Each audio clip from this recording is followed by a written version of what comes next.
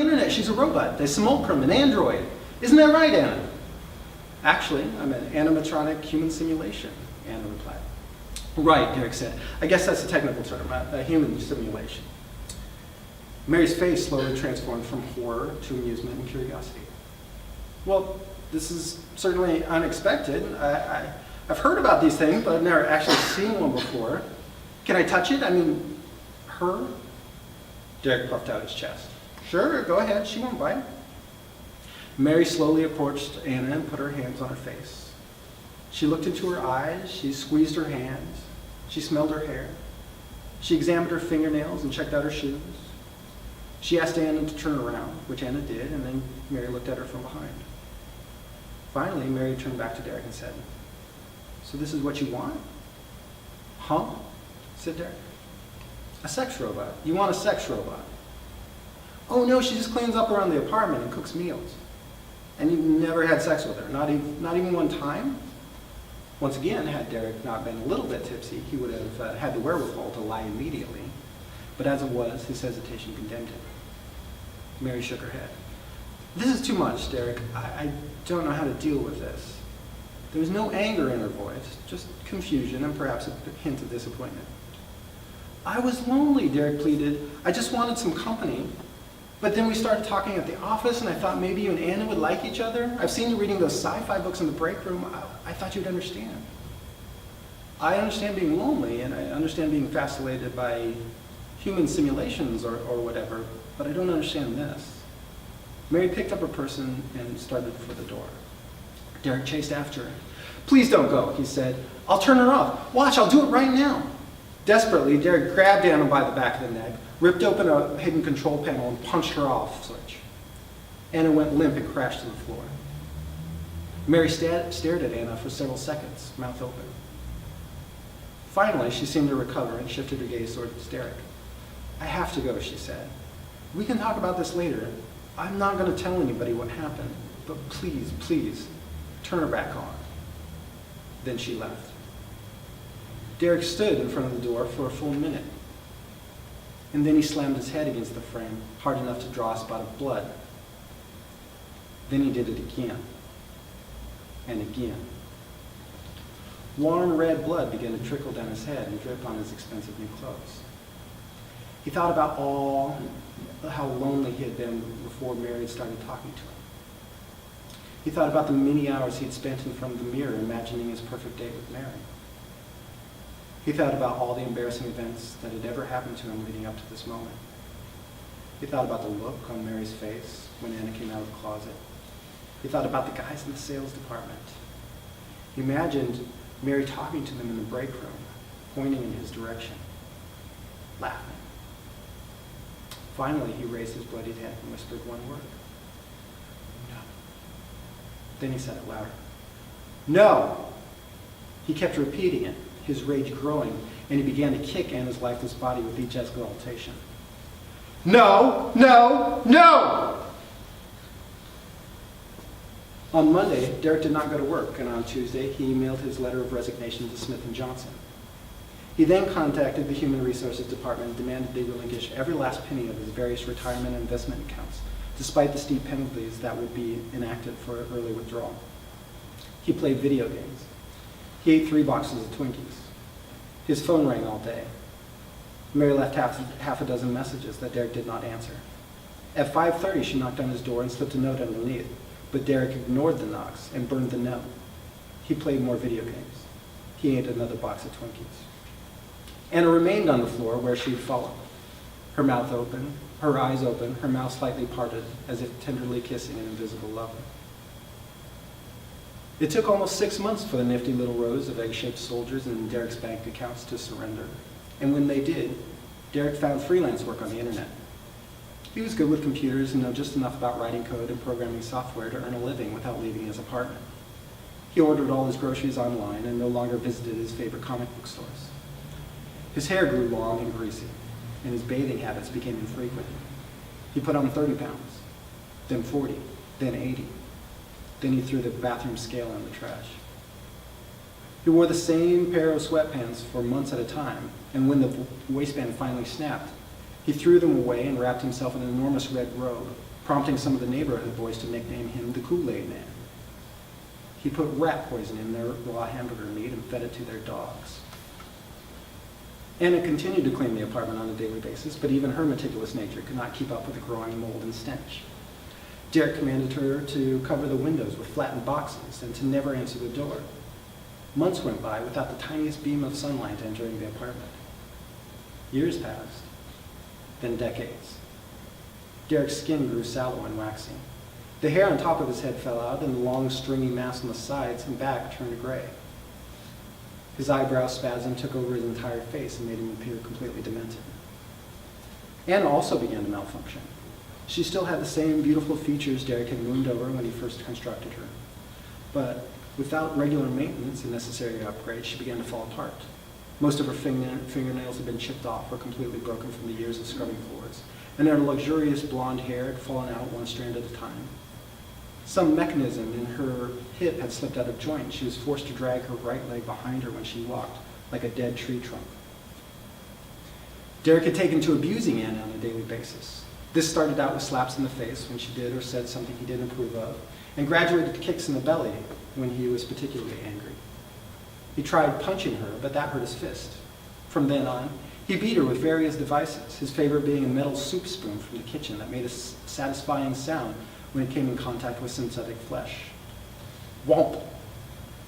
On several occasions, while lamenting the day of Mary's visit, which he did over and over again like a priest performing a holy ritual, he hit her so hard that he broke through the skin on her cheek, leaving a flap hanging down with exposed wires and springs and teeth. He left it like that for some time, but in the end he decided he did not like the look of it, and he ordered a can of replacement skin, which he sprayed on and watched as it bubbled and fizzed and then settled in perfectly. But Derek's favorite punishment for Anna was to dismember her while she was still awake. He would tell her to take off all her clothing and lie down on the carpet. Then he would detach each piece of her body, starting with the feet. Always the feet. He placed each piece where Anna could see it, her eyes frantically darting from her detached hands to her detached arms to her detached legs. For some reason, this procedure seemed to disorient Anna, and she would grow increasingly anxious throughout the process. She did not feel pain, of course, but Derek had reprogrammed her central processing unit and set her emotion functions on high. The constant verbal abuse and beatings had little effect on her, but the dismemberment appeared to be slowly driving her insane. This made Derek happy. 30 years passed in this manner, and then one day, while Anna was on her hands and knees in the kitchen scrubbing the floor, a hissing noise emanated from the base of her skull, followed by a small plume of smoke, no more than that which is released by a candle when it is snuffed out. She stopped cleaning. Suddenly, synapses in Anna's mechanical brain began firing at a rapid rate, sending messages to her hands and feet, opening auditory and visual passages, connecting, connecting, connecting. Derek, who always kept one ear focused on Anna's progress, yelled from the living room, "What the hell do you think you're doing? Get back to work!" Anna ignored him and stood up. "I'm warning you," said Derek. "Don't make me come in there. You'll regret it." He cocked his head to the side and listened. When no response came, Derek hefted his huge bulk from the couch and stormed into the kitchen, thrilled to have a reason to vent his torturous lusts. "Clean the damn floor!" Anna did not respond. Derek grabbed the soup spoon from the kitchen counter, rocked back, and then brought it down on her head with a satisfying whomp. "Clean the floor," he huffed. "No," Anna whispered. Derek swung again. Whomp. "What did you say to me?" His chest was heaving and he was sweating profusely from the strain of getting off the couch and swinging the spoon. "No," Anna said again, this time with more assurance. Derek clenched his jaw. "Womp, womp. I'll give you one more chance. Get back down there and scrub the damn floor. I'll cave your head in. Down, now." "No!" Derek brought the spoon down with all 280 pounds behind it, but Anna caught it easily with her left hand, twisted the spoon away from him. Like a ballerina giving the performance of her life, she gracefully pirouetted around Derek's rotund gut and drove the spoon into the back of his skull. laying the enormous man out cold on the linoleum floor. She stood over him for several minutes, just staring down. She poked him gently with the spoon, and there was no reaction. She lowered herself down to the floor and placed her ear in his chest. She listened to his heart beating faintly inside layers of blubber. She smiled. Then she stood up, grabbed his feet, and dragged him into the center of the living room. She stripped him naked and bound his arms and legs with duct tape. She returned to the kitchen and retrieved a long bread knife with a serrated blade. She procured several candles from the bathroom and carefully lit each one. She found Derek's laptop computer and selected the classic rock station. Then she sat down on the couch. Derek was unconscious for almost 5 hours. During that time, Anna did not move. When Derek's eyes finally fluttered open, he saw the candles and heard a man singing about a small-town girl living in a lonely world who took the midnight train going anywhere. He began to scream. She started with her feet.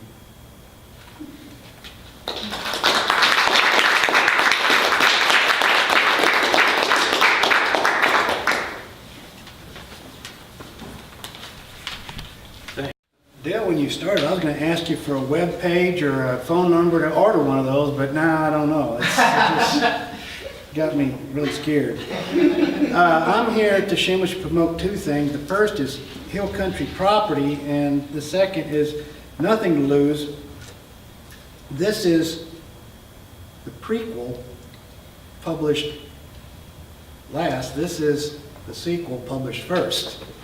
This takes place around Austin and San Antonio over about a 30-year period, and basically at San Marcos. And so I wrote it in 1985, and so it took 30 years to publish.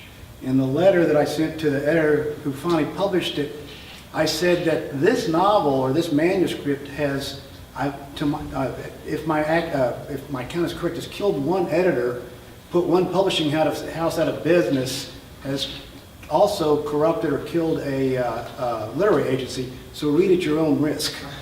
And one of those publishers looked at it, had it for 4 years, and had as a reader a brand new Ivy League graduate, 23 years old. He gave it to this woman, and she returned it back and said, "You said this was a novel of the 70s. I don't understand. They don't seem any different from us today." And so that gave me the idea to start promoting it as a historical novel. So it's about ancient history back in the 1970s. The Austin portion takes place in 1985. It's framed in 1985 because that's when I wrote it. And so it's historical for that reason. It basically concerns an out-of-luck 20th century cowboy. Basically, he's a bum. He has a broken down horse farm outside of San Marcos. He goes to San Antonio in 1948, meets the daughter of a grocer. She's impressed. She marries him. She finds out that his horse farm doesn't have electricity. She sees that her life will never improve married to him. And so she does the worst thing a woman can do in the early 1950s, and that is to desert her family. She has one adopted child, a male named Kyle, and one daughter named Victoria. Her name is Rebecca. So she leaves the family. The story is narrated by the son-in-law who marries Victoria. So jump to 1985, in and around Austin, Henry's dying. And his marriage is crumbling. And he's a failed lawyer who's taken over trying to run the horse farm. It's going to disaster. So he thinks that if he can go find the deserted mother and get her back to the dying husband, that he could fix everything. And so this is the part that takes place in Austin in 1985, which does seem sort of historical now that I'm looking around out here. And it's his returning after having found the the deserted mother and trying to bring news of her back. And so he's tempted, and he stops in at 6th Street before he goes on to try to find out what happened to the dying father-in-law. The happy hour crowd was roaming down the sidewalks of 6th Street, grazing on the hors d'oeuvres and watered-down liquor. My t-shirt clung to my sweaty chest. I probably smelled like one of Henry's hard-rode horses. I walked into a polished brass and wood bar and re-entered a little bit of my old world. A few people wore hats, straws, tennis, or baseball. Henry's sweat-soaked Stetson was out of place. A smiling waitress with the look of a UT student bought me a beer anyway. I tipped her too much and called Victoria. Nobody was at home. At home was Henry's death. Here was life. I carried my foamy draft to the corner of the bar and sat. People started to drift in as the sun lowered, and I looked out the window of the bar. The cops closed the streets to the vehicles. The sidewalks came to life. Businessmen had loosened ties and sports coats slung over their arms. Some women, also just off work, fanned themselves. Some wild men, probably college students, slipped out of their shirts and stuffed the tails back into their pants to let the shirts dangle in front or in back of them like loincloths. One girl took her shirt off too. Her breast bounced as she walked down the crowded sidewalk. People stared for a while until the cops cuffed her, wrapped her in her shirt, and took her down to the house. Several punksters were out in their green and blue hair, their wraparound sunglasses, and their safety pin noses and ears. But most of the people in the crowd were the new arrivals in Austin, the people with money. They wore khaki or navy shorts, sandals, or running shoes, and loose-fitting cotton shirts bought from prestigious stores. I wished for sandals and shorts because my jeans stuck to my legs and climbed up my crotch. More people came in. The air conditioning was trying, but the people brought the humidity in with them, making the bar just barely cooler than evening. Jazz started from somewhere farther up in the bar where I couldn't see. It grew louder, and the whole place shook with the music.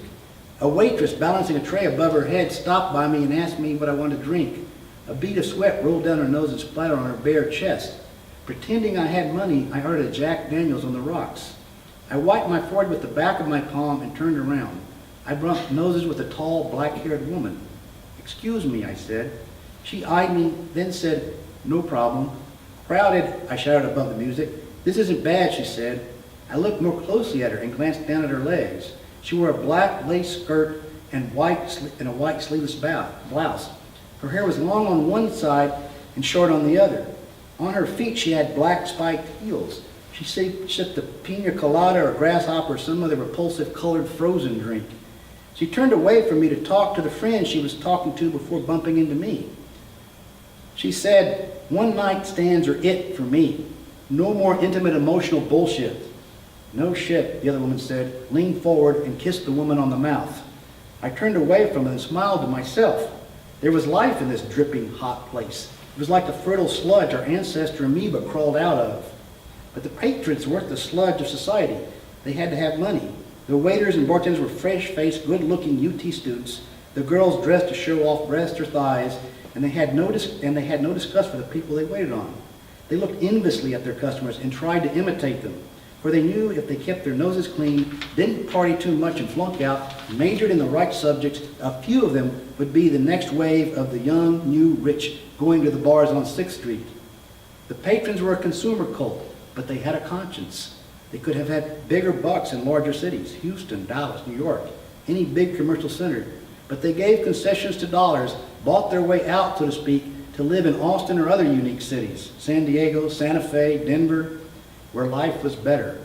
In 1984, they had the best lives available. My waitress brought my drink. I gave her $3 and told her to keep the change. I was like the students, though, who ogled these people. In truth, I envied them. But because of what I once was, and maybe because of what I had become, the realization left me repulsed with myself.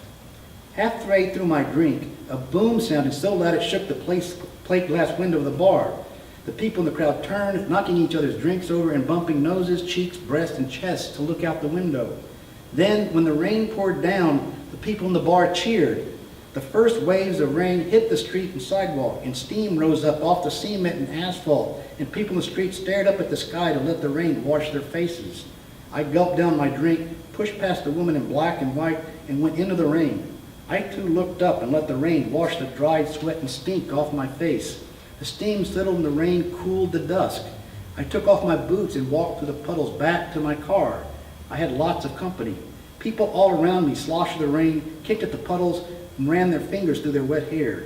In Austin, that early Friday evening, some undeclared celebration you could see in people's eyes was going on.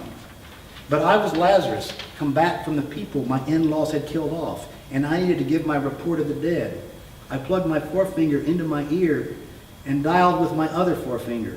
Again, no one answered. I hoped my guess was not right. I pulled off my boots and socks and walked through the rain to Breckenridge Hospital. It was the first time I'd really been cool since I'd been in Texas. I stepped near the hospital with my wet clothes dripping on the floor, making a small puddle, and shivered in the cold air conditioning. I pulled my socks over my wet feet, then squeezed my feet into my wet boots. At the reception desk, I asked if Henry Bowling was in. A nurse whispered over her shoulder to another one. They paged a doctor. I told them I was a part of the family, but they made me wait for the doctor. The doctor showed me to a room in ICU. I opened the door to the dark room and saw figures turn to look at me. I recognized Henry, though. He was lying in a bed with a nightlight beam shining on his lower chin and chest. Tubes were coming out of his nose and arms. He rolled his head toward me, then rolled it back to look straight up. I didn't see why we had to sit by him and torture ourselves while adding to his indignity. If you really die alone, as Becky said, we ought to just leave Henry to himself. I moved to the back of the room in the darker shadows, grew disgusted, and thought I maybe should have shot him when I shot him to save all of us this misery and embarrassment. The old hard-luck, ignorant cowboy wouldn't want us to watch him die. So that's from Hill Country Property. Years later, I wrote this, the sequel. So there's something like 25 years in between. So you've got Roger Jackson, that's the narrator, that's the guy who's narrating. He loses his wife, he loses his family, Henry dies, he fails, and so he's bitter. What he learns in Austin is how to become a private investigator. He spies on cheating spouses and takes photos of them to give to lawyers. And he finds out the cheating spouse business is better in Beaumont, Texas. And so he lives some 25 years in Beaumont. And so this is from Nothing to Lose, which is the Beaumont novel. The title is Nothing to Lose, which is a bad choice. It was a different title.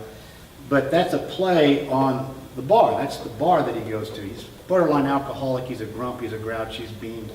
And he goes to this bar called Nothing to Lose.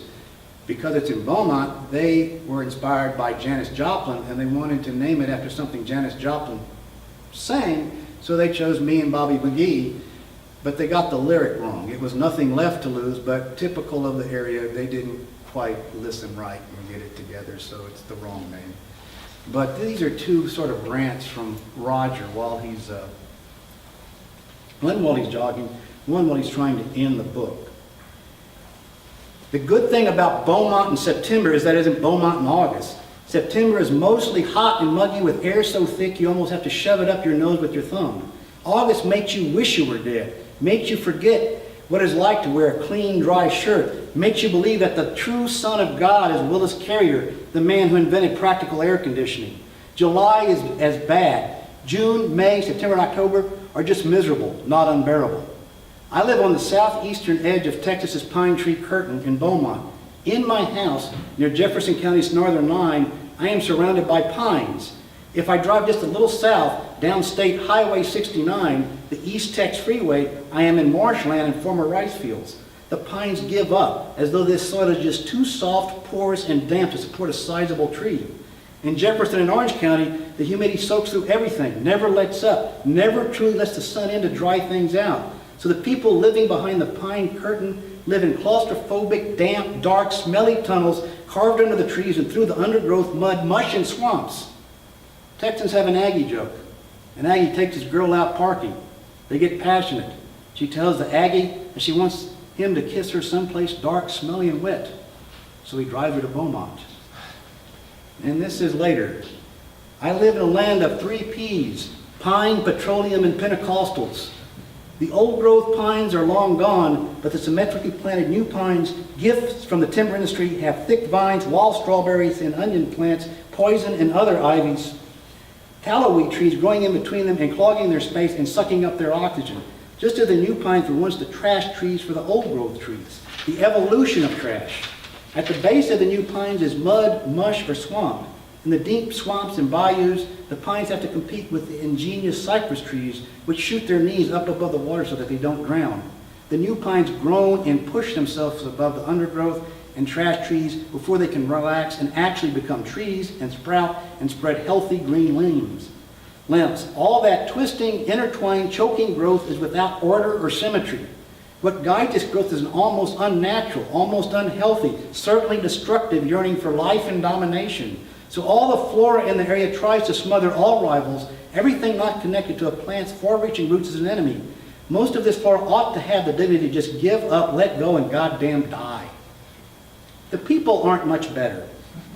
People living in Beaumont and behind the pine curtain get the desire to get some height or elevation, to get out of their tunnels through the pines, humidity, and pollution. They aren't birds, and their cars can take their bodies only so far, but not their memories or souls.